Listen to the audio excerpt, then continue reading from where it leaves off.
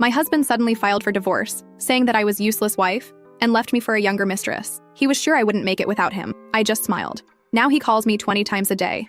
My husband James of 15 years handed me divorce papers yesterday, calling me a useless wife before telling me he's moving in with his mistress. He was so confident I'd fall apart without him. I'm still in shock, but I need to get this off my chest. I should have seen it coming. Looking back, the signs were there, but you never want to believe the person you've built your whole life with could change so drastically. Or maybe they were always like that, and you just didn't want to see it. It started with small things. James got really into fitness about 8 months ago, started going to F45 every morning at 5 a.m., bought all new clothes from Lululemon, and was constantly checking his Apple Watch stats. I was happy for him. We're not getting any younger, and health is important. He even got me a Peloton for Christmas, though he made sure to remind me every week how much it cost and how I barely used it. Then came the late nights at work, the weird texts he'd quickly hide when I walked by, the new cologne from Sephora that he got as a free sample. He started making comments about how I should put more effort into my appearance, suggesting I try those viral skincare products from TikTok or get Botox like everyone else. Mind you, I take care of myself just fine. I'm just not interested in dropping hundreds on La Mer creams or whatever's trending on Instagram. Yesterday I was folding laundry when I found a receipt from Tiffany & Co. in his pocket. We're not rich. We shop at Target and drive a 2018 Honda. A Tiffany receipt set off major alarm bells. When I checked our joint account, I nearly had a heart attack. There were multiple withdrawals to an account I didn't recognize, and our savings had been slowly draining over the past 6 months. I waited until he got home, receipt in hand. Instead of the usual excuses or gaslighting I expected, he just laughed. Actually laughed. Then he went to his home office, came back with an envelope, and tossed it on our coffee table. I was going to wait until the weekend, but since you're being nosy, here you go, he said, smirking like he just won something. My lawyer says it's a generous offer, considering you've contributed basically nothing to this marriage. I sat there, staring at the divorce papers, while he continued talking about how his new girlfriend Aurora actually takes care of herself and has ambition. Apparently, she's some fitness influencer he met at F45. She has 50K followers on Instagram and is going places. Meanwhile, I'm just the wife who supported him through his early career, handled all our housework, and put my own ambitions on hold because he said his job should come first. The worst part? He's been planning this for months. He already has an apartment with her in one of those luxury complexes downtown. The Tiffany receipt? A promise ring. He actually used our joint savings to buy his mistress jewelry. Let's be realistic, he said. You can barely work the Netflix app without my help. You'll be calling me within a week, begging to work things out. I'm actually doing you a favor, teaching you to finally grow up. I didn't cry. I didn't scream. I just sat there, watching him pack his suitcase with all his expensive new clothes.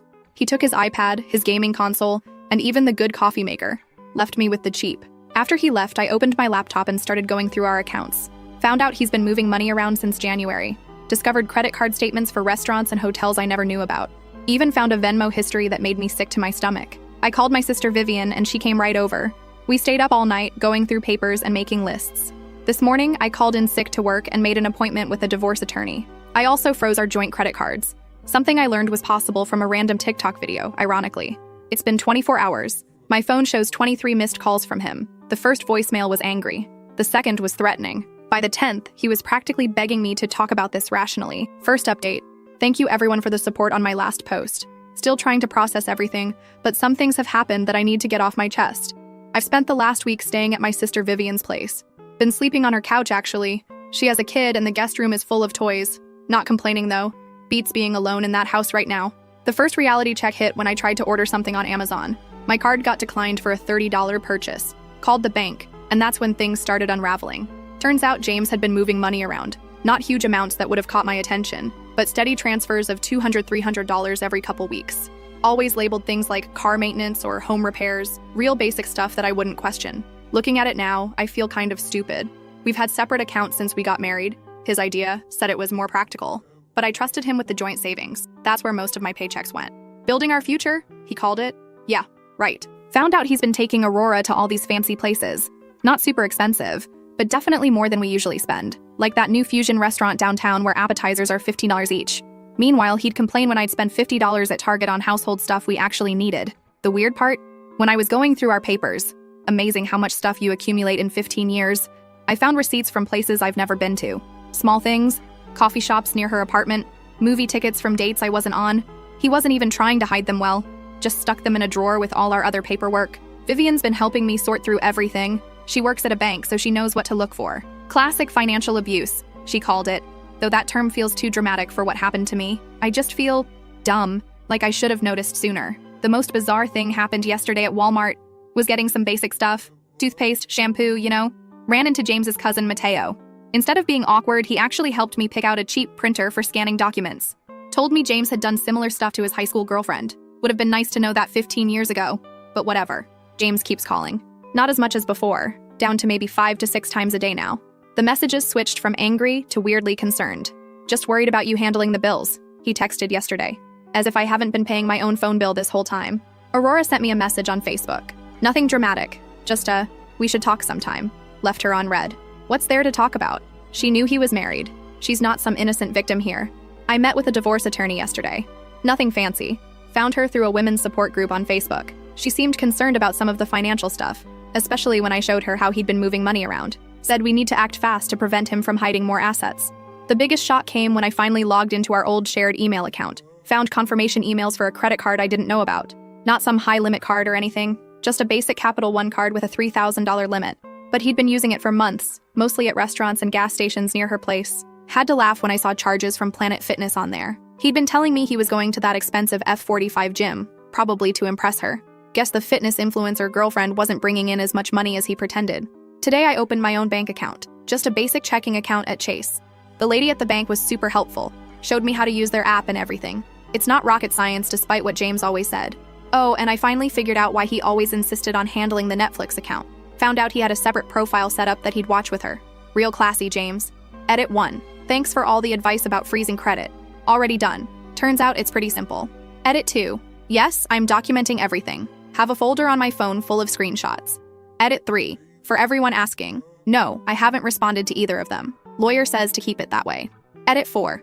Some of you are suggesting I expose Aurora on social media.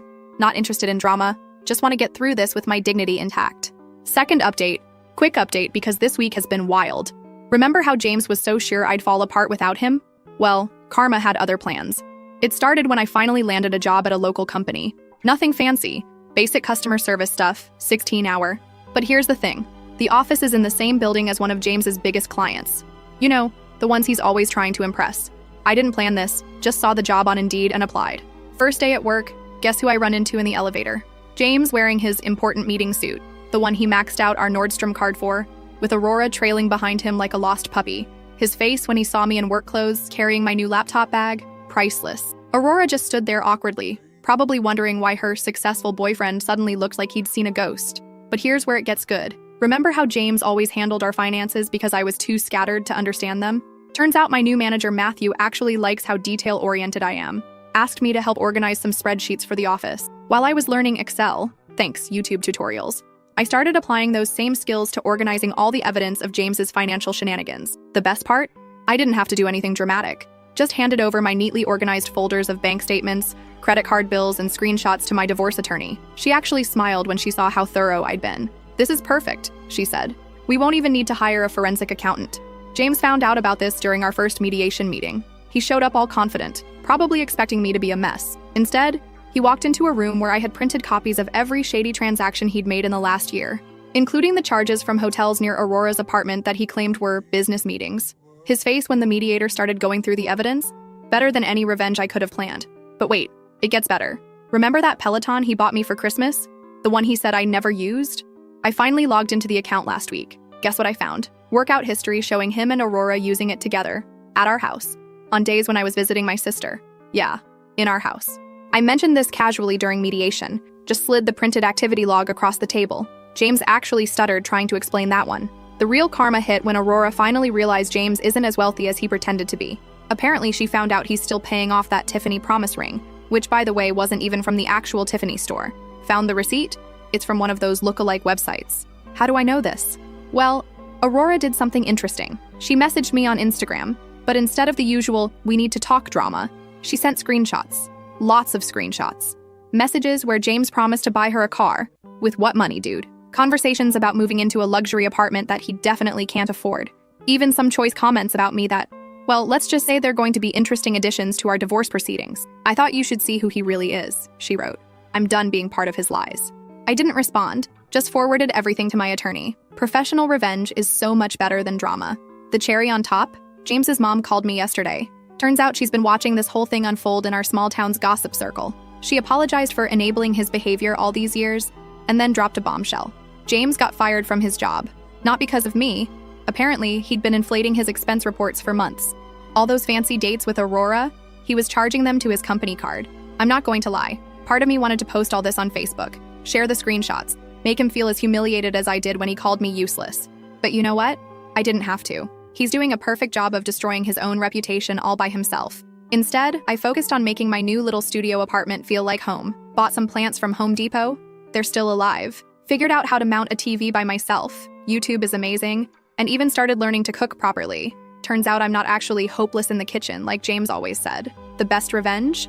When he created yet another new Instagram account to message me, I didn't even feel angry. Just marked it as spam and went back to watching my YouTube cooking tutorial. Third update. Remember how I mentioned James got fired for expense report fraud? That was just the beginning. It started last Tuesday when I was getting coffee at Starbucks before work. I overheard two guys at the next table talking about someone who got caught charging personal expenses to company accounts. Didn't think much of it until I heard James's name. Turns out he hadn't just been charging those dates with Aurora to his company card, he'd been running this scheme at his last 3 jobs. How do I know? Because Aurora, of all people, started talking. And not just to me, to everyone. See, after James got fired, he couldn't keep up with all the promises he'd made to her. No more fancy dinners at Cheesecake Factory, no more shopping sprees at Lululemon, no more weekend trips to nearby cities. The final straw? He couldn't make the payments on that fake Tiffany ring. Yes, still can't believe he bought a knockoff. Aurora didn't just get mad, she got methodical. Remember all those expense reports James was faking? She had photos. Lots of photos. Apparently, he used to brag to her about how clever he was, showing her all his tricks for gaming the system. She'd saved everything in her Google Photos, thinking it was impressive that her boyfriend was so smart with money. Last week, she made a TikTok. Nothing dramatic. Just a story time about dating a guy who turned out to be a fraud. Didn't use names, but included glimpses of those receipts. The video went viral in our local circle. James's old coworkers recognized the expense report format. Meanwhile, I had my own little victory. Remember that joint Amazon account he kept trying to get back into? I found out he'd been using it to buy gifts for Aurora while we were still together, so I did something petty, but satisfying. I returned everything that was still within the return window. The money went back to my card since I was the original purchaser. The best part? He didn't even notice until Amazon sent him those rate your purchase emails. By then, all the stuff he'd bought Aurora was back in Amazon's warehouse, and the refunds had already cleared. But here's where it gets really good. Yesterday, I was at Target picking up some storage bins, trying to organize my new place, when I ran into James's sister, Katie. Instead of being awkward, she actually hugged me and spilled some tea. James had been borrowing money from their parents, claiming it was for investment opportunities. Turns out he was using it to maintain his fake lifestyle with Aurora. His parents found out about this during a family dinner last weekend. How? Because Aurora's TikTok had made its way to his mom's Facebook feed.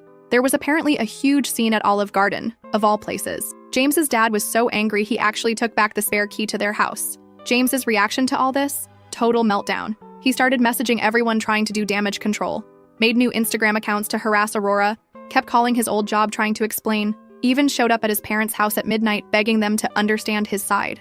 The karma train wasn't done though. Remember how he always insisted on managing our shared cloud storage because I was too disorganized? Well, I finally logged into it last week to download some old photos. Found a folder full of screenshots of his conversations with Aurora from when they first started dating, including some choice messages about their plans for after he left me. I didn't even have to do anything with them. Just forwarded everything to my divorce attorney. She actually laughed and said, "This is making my job very easy." But the absolute peak of all this? Aurora made a follow-up TikTok yesterday.